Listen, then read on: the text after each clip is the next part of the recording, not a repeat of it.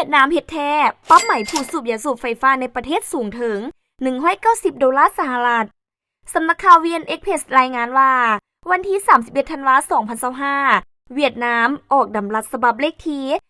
371ซึ่งมีผลบังคับใช้ในบุคคลที่ใช้ยาสูบไฟฟ้า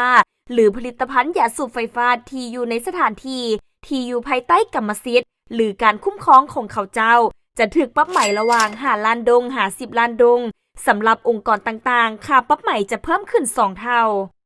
ดำรัสดังกล่าวได้กำหนดยาสูบไฟฟ้าว่า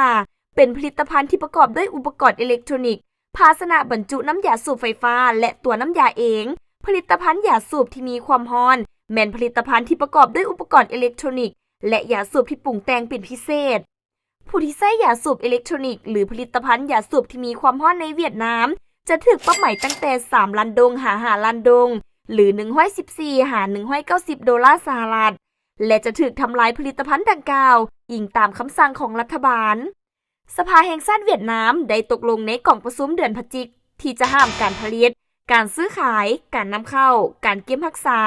การขนส่งและการนำใช้ยาสูบไฟฟ้าและผลิตภัณฑ์ยาสูบที่มีความร้อนเริ่มต้นในปี2025เพื่อปกป้องสุขภาพของประชาชนรัฐบาลได้รับหน้าที่ในการบังคับใช้การห้ามและยกระดับความรับรู้ของประชาชนโดยเฉพาะในบรรดาเด็กน้อยและวัยหนุ่มเกี่ยวกับอันตรายของผลิตภัณฑ์เหล่านี้รัฐมนตรีกระทรวงสาธารณสุขท่านดาวฮงล้านกล่าวว่าการห้ามดังกล่าวได้ถูกนำเสนอย้อนผลกระทบทางลบต่อสุขภาพที่เกี่ยวข้องกับยาสูบไฟฟ้าและผลิตภัณฑ์ยาสูบที่มีความร้อนสมาชิกสภาแห่งชาติยังได้เห็นดีว่าการเพิ่มทวีการห้ามและการควบคุมที่เข้มงวดต่อกิจกรรมการค้าที่ผิดกฎหมายแม้นมีความจำเป็น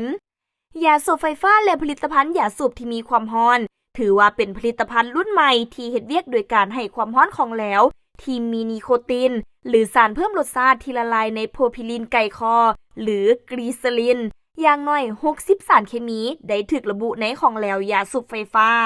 พร้อมกับสารพิษหลายชนิดที่มีอยู่ในสเปรย์หรือควันที่ผลิตออกมา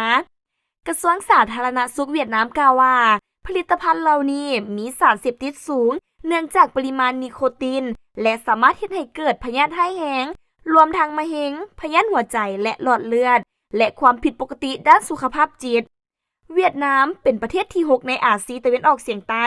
รวมมีสาธารณรัฐประชาธิปไตยประชาชนลาวและเป็น1ใน43ประเทศทั่วโลกที่ห้ามยาสูบไฟฟ้า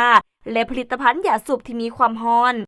การใช้ผลิตภัณฑ์เหล่านี้ในเวียดนามได้เพิ่มขึ้นอย่างไววาโดยเฉพาะในบรรดาเด็กน้อยและวัยหนุ่มแต่ปี2015หาปี2020อัตราการใช้ยาสูบไฟฟ้าในบรรดาผู้ใหญ่อายุ15ปีขึ้นไปได้เพิ่มขึ้นจาก 0.2% เป็น 3.6% ในบรรดานักเรียนอายุ13-17 ปีการใช้เพิ่มขึ้นจาก 2.6% ในปี2019เป็น 8.1% ในปี2023การสำรวจเบื้องต้นที่ดำเนินใน11แขวงและนครพบว่า 4.3% ของเด็กหญิงอายุ11-18 ปีใช้ยาสูบไฟฟ้าในปี2023